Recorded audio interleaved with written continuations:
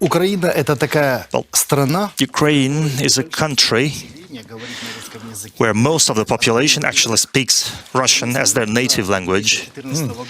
And since 2014, when the second revolution took place, the so-called Revolution of Dignity, a project started that is titled Anti-Russia, aimed at fully breaking ties with Russia and making the once friendly Ukraine an absolute antipode of it, through the policy of militarization, through preparing to a war with the Russian Federation, and through nationalization, which is actually not natural of Ukrainians, because Ukraine mostly consists of two parts. The most part of Ukraine is Russian-speaking population, who have the same values, the same traditions, who grew up on the same films as Russians. Basically, when a person from Kiev comes to Moscow, you would never tell them apart. There's a small territory in the western Ukraine who are more biased towards the Western civilization. And those few people were chosen by the anti-Russia political project as the standard, as the benchmark. After the 2014 Maidan revolution, and by the way, wait. Let me stop you real quick. Those people you just mentioned that live in that small western portion, are they a minority in Ukraine? The ones who speak Ukrainian are a minority? I'll tell you more than that.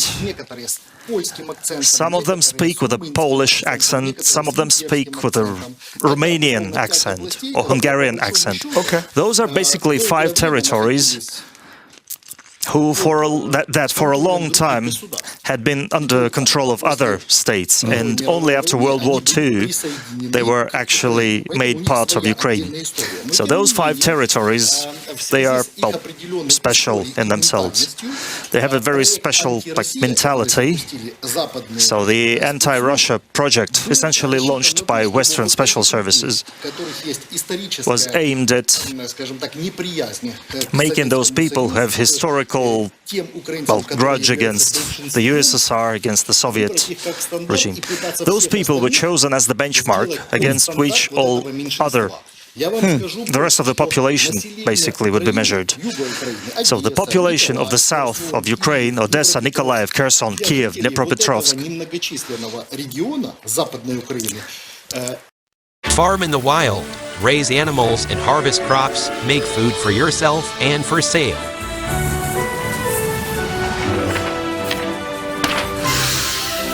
Build a flourishing city with factories and farms. Craft everything you need for travels.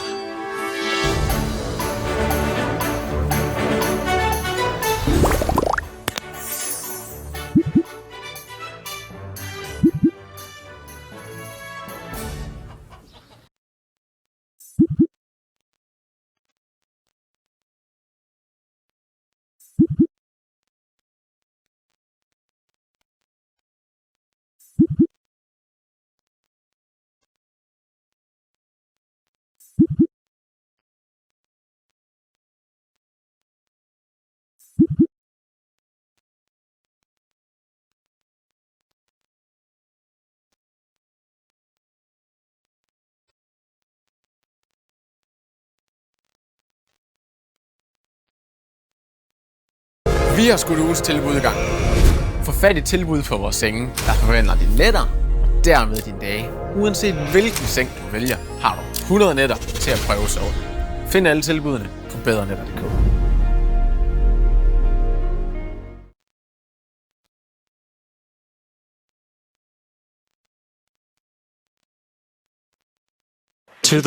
To people of the western Ukraine, they call them Moskals, the derogatory name of Moskals. They say you are not real Ukrainians, you are more Russians. So after 2014, when the power was basically snatched by the embassy of the United States, as I would put it, because this is where the orders were coming from, the main demand was to break all ties with the Russian Federation, and we understand that Ukraine is part of the Russian civilization. So in order to break that tie, first of all, they needed to ban the use of Russian language, which is basically the main instrument of communication.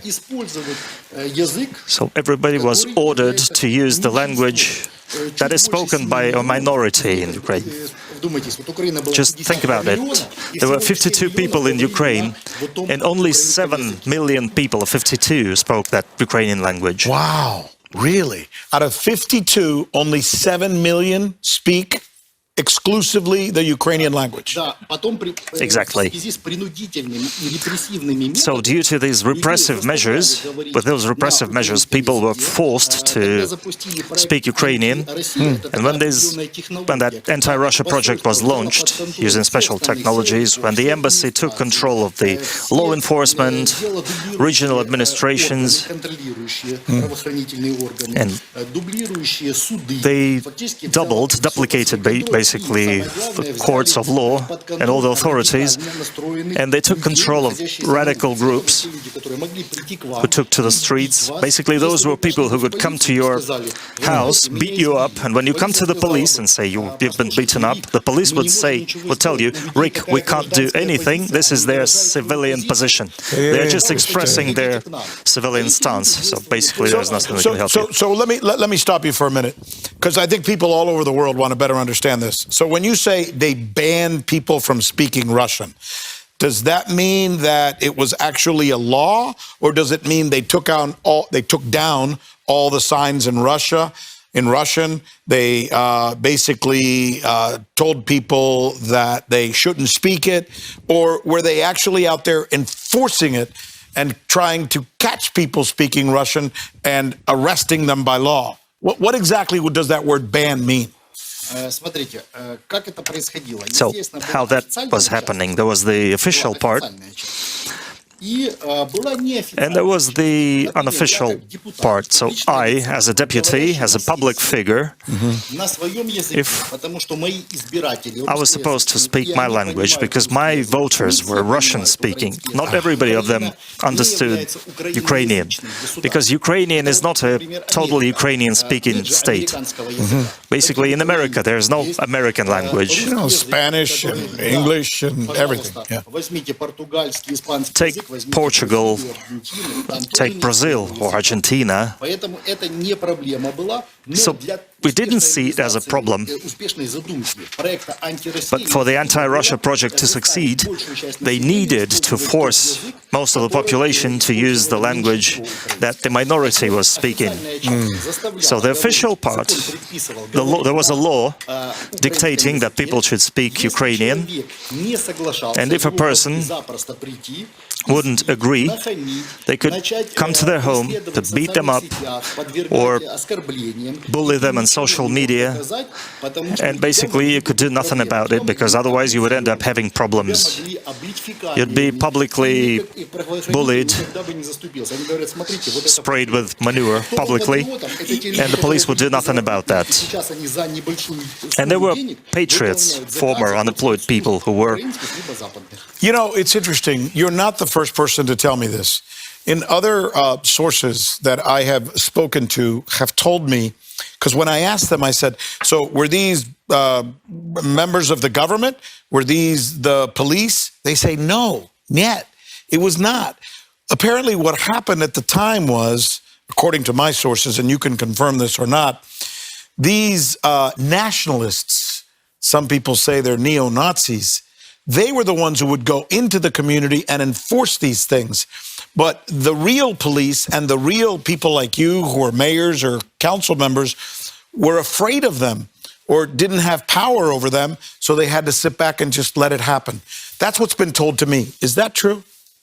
Let me give you an example. In 2017, I was in the public center in the Ukrainian city. I was holding an action to explain to the population what the Minsk Accords were, because most of the people didn't understand what those were.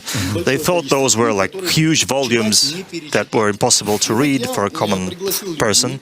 And I invited people over, I gave a speech, I told them that the Minsk Accords were just 2 sheets of paper, 2 pages basically. And for the sake of our audience that may not be caught up, the Minsk Accord was an understanding that was reached with the help of Europeans, where the Russians and the Ukrainians would agree to give back that land where the Russians were, and also respect the language and religious rights of the Russians that live in that part of Ukraine. And they thought they had an agreement, but they actually didn't. Continue. Yes, those were accords according to which the Donetsk and Lugansk regions would be integrated in Ukraine according to a certain procedure.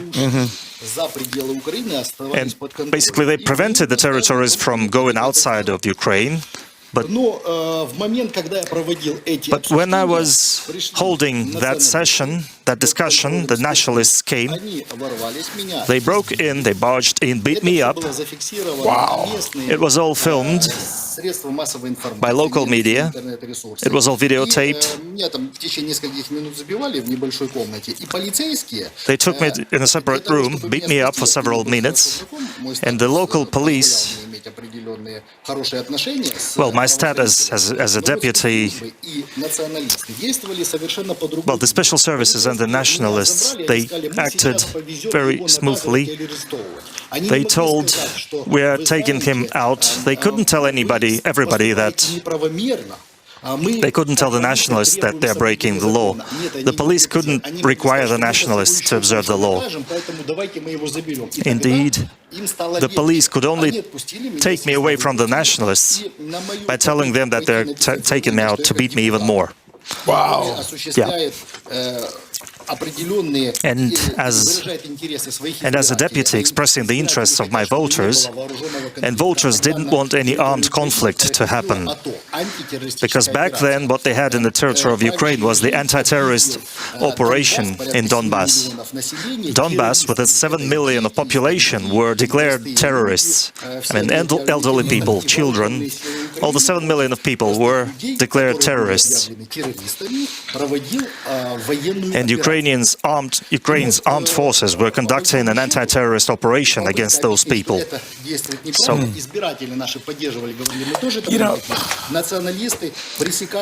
and nationalists would beat up everyone against that. It makes me want to ask this question, which has come to my mind in the past.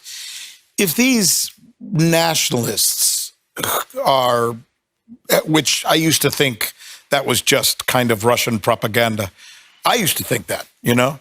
Now I've studied it enough and have come to know and believe that there really are Nazis in Ukraine. They really are Nazis. They really worship Bandera, and they really still have the logos, and they really believe in some of the fixtures and some of the ideology of Adolf Hitler, which is crazy to me, but it's there, and anybody else could look it up. If you were doubtful like I was, I don't blame you, because it sounds too weird to be true.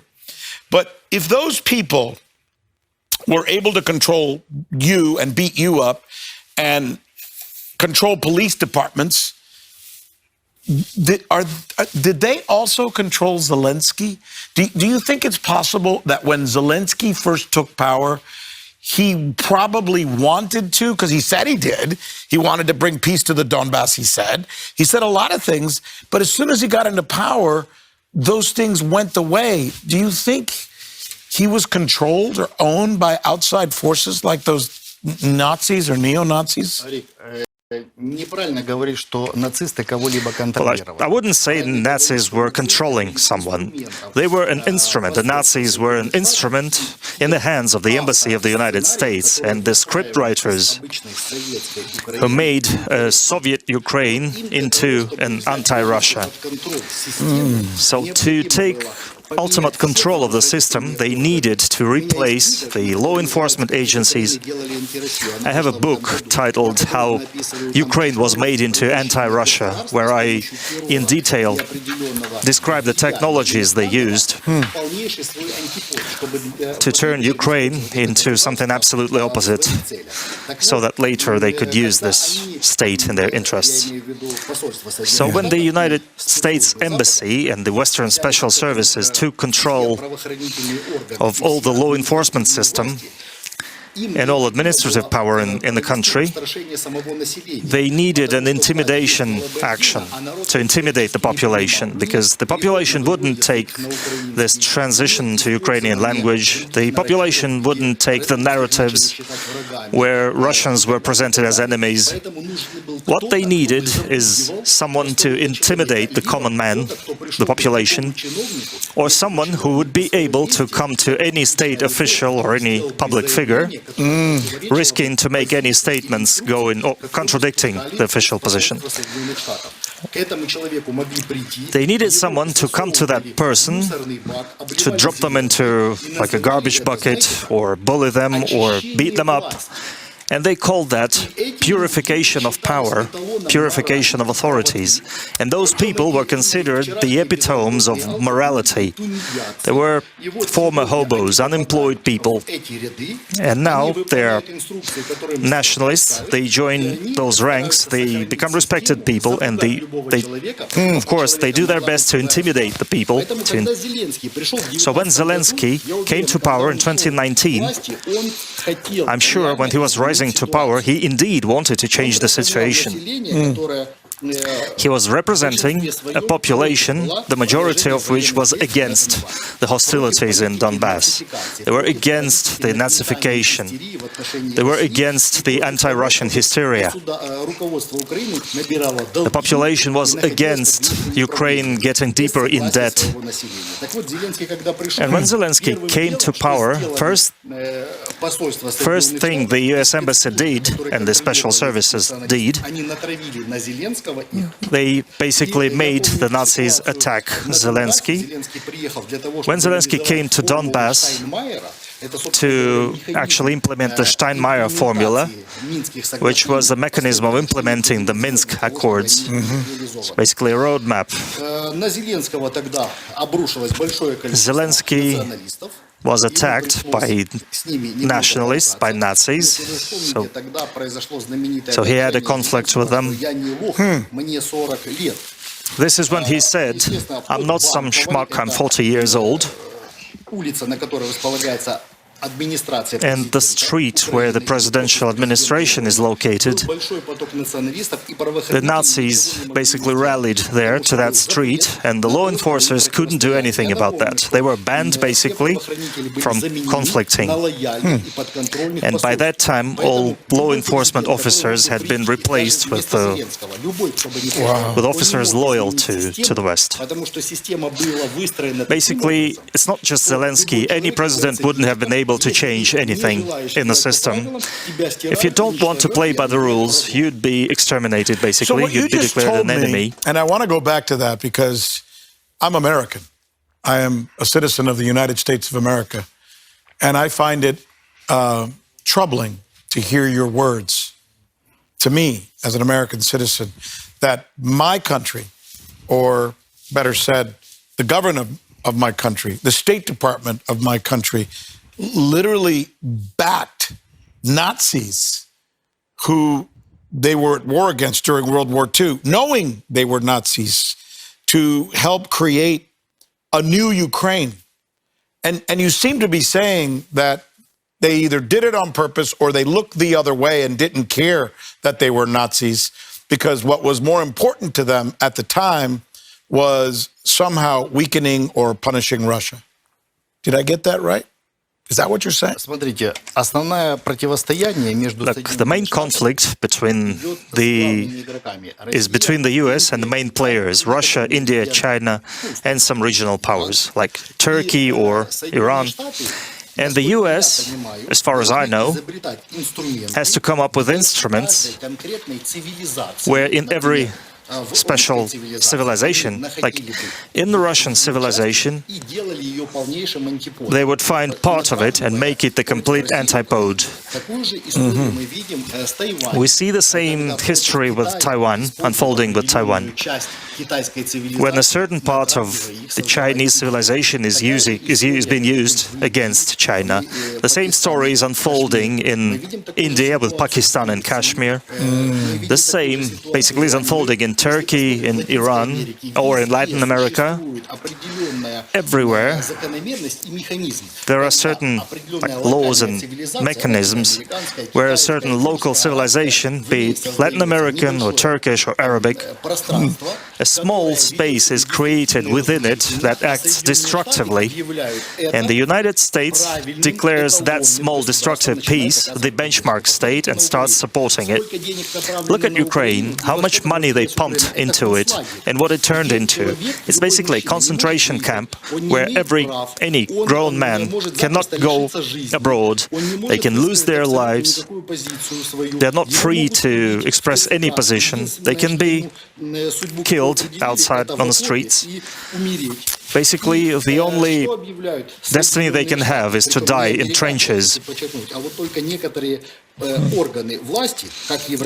And certain European authorities and certain Biden administration authorities, it's all said to be, to be done in support of democracy. So hundreds of billions of dollars, they used hundreds of billions of dollars to build a concentration camp in the middle of Europe, basically. But if you come to Ukraine and ask a common Ukrainian if he wants to leave this democracy, he'll be happy to give you everything, anything they can, to stop living in the territory of this so-called democracy. You know, it's interesting that you talk about that, and I'm thinking now, as I'm watching what's going on in Ukraine, it looks like Ukraine is a country that is becoming dysfunctional.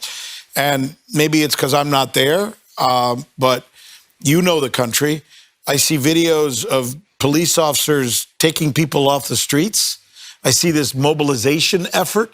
I see mothers fighting for their sons not to be taken to the front. I see and hear reports of Ukrainians telling the Russian military where to hit the recruitment centers. I see people protesting and marching against corruption. It looks to me like a country that is boiling over and is about to break. How would you describe it? I think nothing is going to explode, nothing is going to boil over. Ukraine is currently under total control. Since the beginning of the special military operation, Ukraine at first was at a loss as to what to do next, because most key state figures left Ukraine, basically in Nikolaev region and in Ukraine. They didn't know what was going to happen, and then special services using terror technologies, they have been able to intimidate people, and now people are afraid of speaking openly because they can always get, because their countrymen, their fellow countrymen can say that these people are pro-Russian, and then those people would immediately be seized and at best beaten up, at worst they'd be tied to a post, left overnight, and then they'd say it were marauders. The point is, there was a certain technology that allowed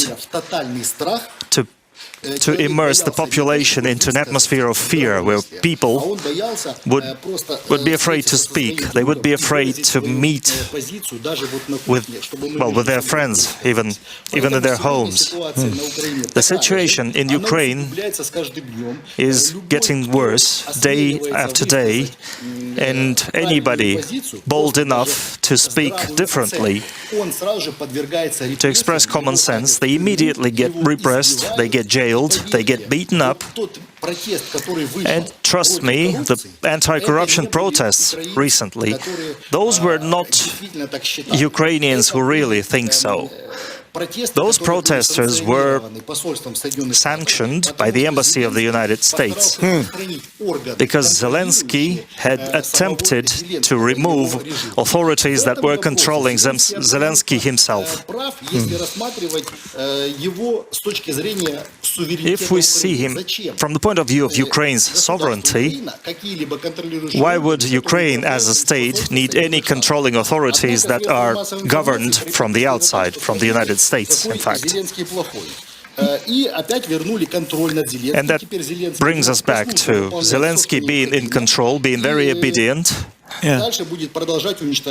And he will continue Deputy destroying his own Nevenchiny, population. let me ask you the following question point blank. Do you see any possibility where Ukraine can turn things around and win this war?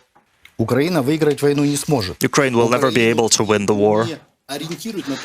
Ukraine is not actually expected to win it. Ukraine is being used to... Ukraine is expected to die and take as many Russian soldiers as possible with it, to make sure that as many men as possible are conscripted in Russia, to do as much damage as possible. Ukraine is being used as a weapon against, well, Europe as well, because Russia is trying to build ties with every European state. And the moment Russia builds negotiations with, say, Germany, immediately the Nord Stream is blown up. The moment Russia builds negotiations with Hungary, immediately the Druzhba blows up. This is all done for one simple reason. It's done to prevent any European state to have relationships with the Russian Federation. Instead, they want all European states to obey Ursula von der Leyen or other representatives of the European bureaucracy. They want European states to lose their sovereignty. They want them to be one big controllable mass. It's amazing because to hear you describe it, and I think you're right, by the way, I mean, the evidence is there. The EU and NATO are supposed to be organizations that are defensive. They're there not to be aggressive. They're there not to attack. They're there not to accuse. They're there to protect countries from people doing damage to them. But everything you've just said and everything we read is that both the EU and NATO are there aggressively doing everything possible to hurt, punish, even militarily attack Russia. And it's as plain as, the nose on your face. It's crazy to think that these European organizations that say they're supposed to do this are actually doing that. It's troubling. Okay, I want to ask you something else. We've got something in the news that I want to ask you about, which is very timely. Apparently, Ukraine, according to reports that we've received here, have actually attacked pipelines. It's called the Druzhba pipeline, providing energy to Slovakia and Hungary. And now on the subject that we were just talking about, those are EU countries. So if Ukraine has done this, why isn't the EU standing up and screaming, hell no, we're not going to let you do that? Where is the punitive action by the EU? Where is the castigation of a country that has attacked that has hurt, I guess, attacked other EU countries if this is the case? Вы знаете, основная идея сегодняшнего... The main idea of today's European Union is to form a large confederation managed from one single center to avoid a situation where every separate national government pursues its own policy. From a number of sovereign European states, they are trying to make one big country, basically, if I can put it that way, or one big mechanism, like the United States of Europe. Imagine what would have been in the United States if certain state like Arizona or Texas started pursuing its own policy separately from Washington. What would Washington do to that state? I think it would be very simple. And since the European Union is not quite the organization it was intended to be. They currently need an intimidating factor, a scarecrow, and that scarecrow is the Ukrainians, or Zelensky is being told what to do. And the European Commission says, if you don't listen to us, we can't do anything, but we will ask Zelensky, and Zelensky will deal damage to you. You won't be able to build relationships with China or Russia, and you will listen to us, and you will get the amount of oil and gas and energy that we tell you, depending on how obedient you are, depending on how disciplined you are, and your attempts at pursuing your own policy will be punished. I think it's a form of disciplining countries. Remember when Germany was reluctant to help Ukraine, the Nord Stream went up in the air, and Germany was absolutely different after that. Because, trust me, Ukraine, its masters, they can hurt specific personalities. Like, remember the attack against Fico, Slovakia's prime minister. That's what I'm thinking. Slovakia and Hungary are two European countries who have been very critical of Zelensky, very critical of the fact that that NATO is arming Ukraine and continuing this war. Is Zelensky, is his government that vindictive that just because somebody criticized him, he's going to blow up the pipelines that supply them with oil? Is that in character for him, you think? No, that wasn't what I was going to say. It's not about being vindictive, it's about executing orders, fulfilling orders, actually. Really? The experience of using street nationalists that was practiced within Ukraine, if you disagree with the official position, then Nazis will come to you and beat you up and do everything they want with you to force you to agree with the official position. This experience is currently being applied within the European Union, actually. And now Ukraine is exactly the thug, the Nazi that comes to you and does everything he's instructed by the European Commission or Western special services. That's one. Number two, look at the scenario of total control of population that's currently being practiced in Ukraine, where no person has rights, but at the same time everybody is pretending to live in democracy. Basically, people are made to die. People are not allowed to speak about their lives or the destinies they want to have. And this, I think, this experience will be replicated in other countries. And they will be playing the same game that is played by special services controlling Zelensky. Let me ask you about yourself personally. I'm very impressed with your ability to explain things so cogently that must be very difficult for the rest of the world. But you've left the country I'm sure you loved. So maybe I should ask the question this way. Did you leave Ukraine or did Ukraine leave you? Before July, I was in Ukraine. Before July 2022. And of course, I had my problems with law enforcers. I was taken to the police because I was considered a Kremlin agent, and I was thought to be the potential leader of the Nikolaev region. And of course, after lengthy checks, this was disproved. And, well, not everybody in Ukraine actually share this this Nazi thinking. Those people helped me run away in 2022. First, I went to Turkey, and then after a while, I spent some time in Turkey, and then I moved to Russia. What would have happened to you? What would have happened to you if you'd stayed in Ukraine, do you believe? Я думаю, что если бы я остался, I think в случае if I'd stayed in Ukraine, определенного информационного проигрыша, для If- того, чтобы показать if I обществу, lost like the information campaign, just to show the society that they have everything under control, но зато мы словили just to prove that they агента. caught a Russian Мы его agent, казнили, убили, I think посадили в тюрьму. they would execute Вот me это могло or бы just быть made a demonstration out of that. трехдневным, таким вот информационным I think this could have фоном. been Не like a более.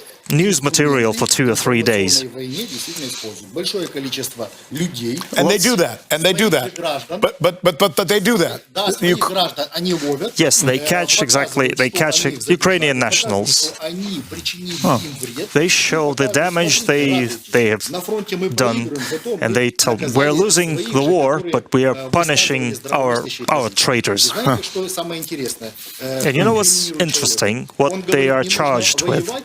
Он говорит, а давайте Those мы people say we shouldn't децентрализируем have that полномочия. war На again. We Западной should Украине decentralize говорят на the украинском языке, а в оставшейся power. Украине говорят на Let русском. the Western Там будут Ukraine одни speak памятники Ukrainian, let the rest of Ukraine speak Russian, let one region have monuments to Bandera, let others region have what they want.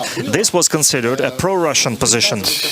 People were not allowed to speak like that. Люди это понимают, но они боятся And people сказать, understand that, что they это realize that, but they're afraid of это saying that this is чревато расправой. stupid because they could get We have punished. 2 minutes left in the interview, and I want to ask you something personal again. If things work out and there's some kind of peace that allows the great Ukrainian people to have dominion over their country again and be a neutral, independent country, and allows the Russians to pull their military back as well, you seem to me like a very intelligent man. You're obviously very well read, and you explain yourself very well. You seem to me like you have the makings of somebody who would be a good leader. Would you consider going back to Ukraine? And what position would you like to have? Нет, я бы не рассматривал. No, I wouldn't consider that. I say that in the near future, Очень неспокойные времена. Ukraine is going to have a very troubled time. It's going to be a time of trouble with lots of terrorist attacks and special services. Заключится мир. Even if peace is signed within the next 6 months, lots of special services from the West, Будут реваншистские настроения, With- они будут вредить they are going to do their best to do as much damage as they can. And I think they will exterminate any people expressing, well, sensible positions. So for 6 or 12 months, in Ukraine, even if it remains as a sovereign state, it's going to be a lot of trouble there, and there will be lots of criminal rumbles, and law will be in the last place, and it will be the rule of the strongest, I think. I wouldn't be part of those events, Sounds like really. it's going to get ugly before it gets good. And judging from a lot of experts who've spoken about the same thing or similar situations, historically speaking, in the past, it sounds like it makes a lot of sense. Mr. Deputy, thank you so much, sir, for coming and sharing your information with us. We thank you very much for your wisdom. That's our show. Thanks so much for being with us.